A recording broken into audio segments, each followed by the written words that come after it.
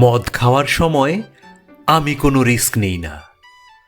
Office থেকে সন্ধ্যাবেলা বাড়ি ফিরে দেখি গিন্নি রান্না করছে। রান্নাঘর থেকে বাসনের আওয়াজ আসছে। আমি চুপি চুপি ঘরে ঢুকে পড়লাম। কালো রঙের আলমারি থেকে বোতল বার করলাম। নেতাজি ফটো ফ্রেম থেকে আমাকে দেখছেন, কিন্তু এখন পর্যন্ত কেউ কিচ্ছুটি টের পায়নি, কারণ আমি কোনো রিস্ক নেই না। সিঙ্কের ওপরের তাক থেকে গ্লাস বার করলাম আর টক করে এক প্যাক গিলে ফেললাম। গ্লাস ধুয়ে ফের তা তাকের উপর রেখে দিলাম। হ্যাঁ, বোতলটাও আলমারিতে রেখে দিলাম। নেতাজি মুচকি হাসলেন।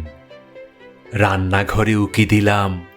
গিন্নি দেখি আলু কাটছে। কেউ কিছু টের পায়নি, কারণ আমি কোনো রিস্ক নেই না। গিন্নিকে জিজ্ঞেস করলাম, সমীরের মেয়ের বিয়ের কিছু হলো?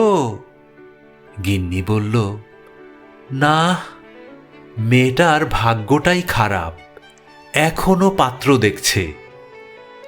আমি আবার ঘরে গেলাম। আলমারি খুলতে গিয়ে এবার একটু শব্দ হলো। তেমন কিছু নয় অবশ্যই।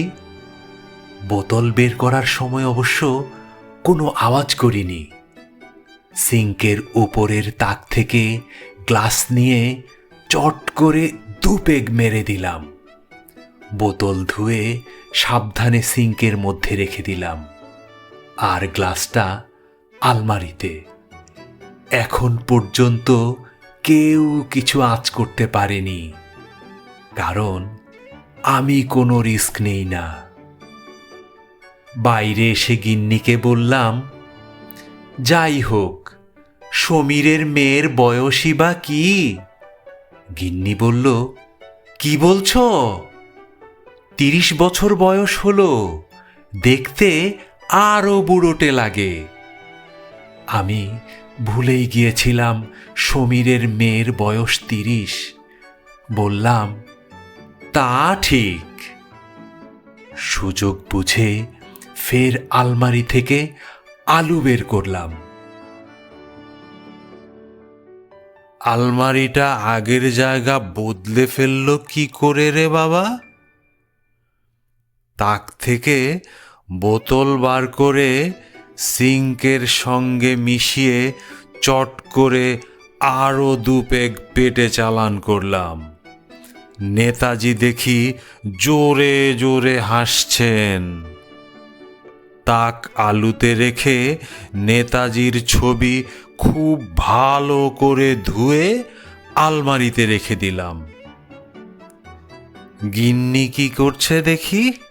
হ্যাঁ, ও গ্যাসের উপর সিঙ্ক চড়াচ্ছে, কিন্তু এখন পর্যন্ত কেউ কিচ্ছুটি টের পায়নি, কারণ আমি কোনো রিস্ক নেই না।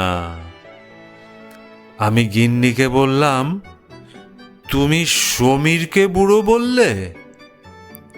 গিন্নি বলল, বকবক করো না তো, বাইরে গিয়ে চুপ করে বসো, এখন তুমি কথা বলবে না। আমি আলু থেকে ফের বোতল বের করে মজাসে আলমারিতে আরো 1 পেগ গিললাম। সিঙ্কটা ধুয়ে ওটাকে তাকের উপর রেখে দিলাম। ফটো ফ্রেম থেকে দেখি গিন্নি এখনো হেসেই চলেছে। নেতাজি রান্না করছে, কিন্তু এখনো কেউ কিছু টের পায়নি, কারণ আমি কোনো রিস্ক নেই না। গিন্নিকে হাসতে হাসতে বললাম, তাহলে তাহলে সমীর পাত্রী দেখছে?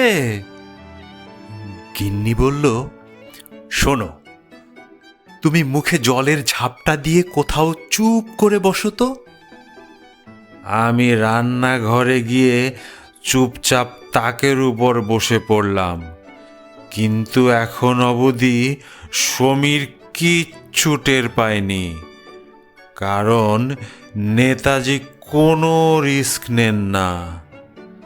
সমীর এখনো রান্না করছে, আর আমি ফটো ফ্রেম থেকে গিন্নিকে দেখে এখনো হেসেই চলেছি, কারণ আমি কখনো নেই না। কি যেন, কি নেই না? ওহা, আলু নেই না। আমি আলু নেই না, আলু।